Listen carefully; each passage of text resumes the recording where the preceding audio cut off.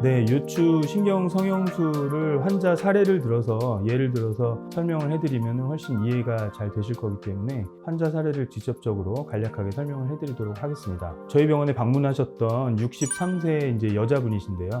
증상은 뭐 대개는 허리가 아프시면서 엉덩이 쪽, 골반이라고 그러죠. 골반통을 같이 동반을 하시고 다리는 저림이나 땡기는 증상을 항상 가지고 계십니다. 그래서 걷다 보면은 좀 쉬어야 되고 이제 세수하거나 머리 감을 때 허리를 숙일 때 허리 쪽에 통증을 많이 느끼는 그런 상태로 이제 내원하신 분인데 이분도 마찬가지로 그 이전에 발병하신 지는 한 보름 정도 되셔가지고 그 이전에 벌써 근처에서 엑스레이 촬영을 하고 뼈에는 이상이 없다 이런 설명을 들으신 다음에 약간의 이제 퇴행성 협착이 의심이 된다. 그 상태에서 약물 치료하고 이제 물리 치료, 간단한 주사 치료, 뭐 신경 차단술이라고 하는 우리가 통증 주사 치료 같은 것들을 받으시다가 한 2번 정도 치료를 하셨는데 크게 타도가 없으시고 한 하루 이틀 정도 조금 괜찮다가 다시 증상이 생겨가지고 일상생활에 굉장히 불편하신 상태로 저희 병원에 내원을 하신 분입니다. 그래서 역시나 이제 정확한 원인을 판단하기 위해서 엑스레이하고 MRI 검사를 정밀하게 이제 검사를 해서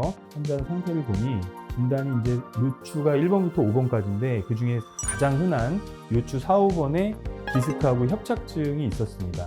젊으신 분들은 디스크 환자분들이 좀 더 많은데 이분이 63세시다 보니까 디스크가 원래 생겼을 것 같은데 그 이후에 좀 진행이 되면서 협착증이 좀 더 주된 그런 병변이 있으셨던 분이고 그래서 4번, 5번 다행히 한 군데 협착증과 디스크를 일부 동반하고 있었기 때문에 그 부분에 대해서 치료를 이제 결정을 해야 되는데 협착증이나 디스크가 이것도 이제 초기 상태는 아니시고 퇴행성으로 좀 진행이 되신 상태였기 때문에 그 일반적으로 했던 뭐 약물 치료나 물리치료, 주사치료 이런 것들에 반응이 없으셨던 것 같습니다. 그래서 신경 성형술을 하기로 이제 결정을 하셔서 시술을 시행하게 되었습니다.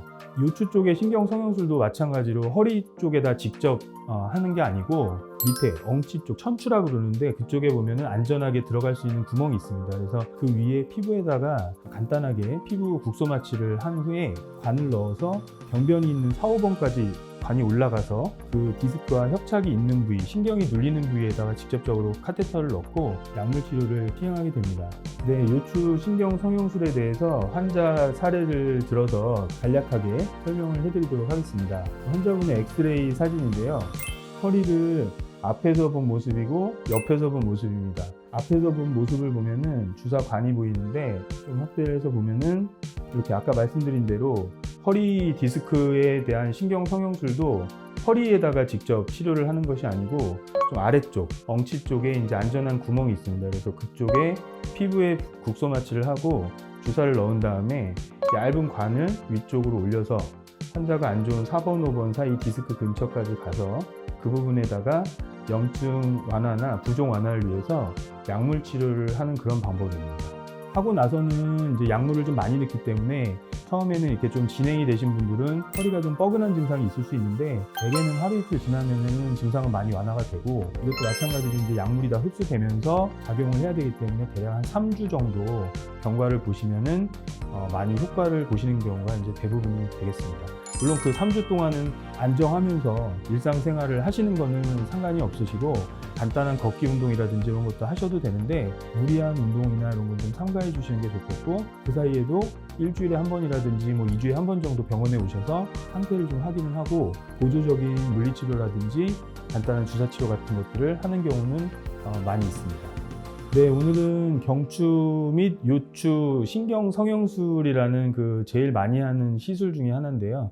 그 신경 성형술에 대해서 간략하게 알아보았고 환자분 사례를 좀 정확하게는 아니지만 간략하게 이제 환자 사례를 들어서 얘기를 해서 좀 더 이해하시는데 도움이 되셨을 걸로 생각이 듭니다. 다음 시간에는 좀 더 좋은 내용으로 찾아뵙도록 하겠습니다. 감사합니다.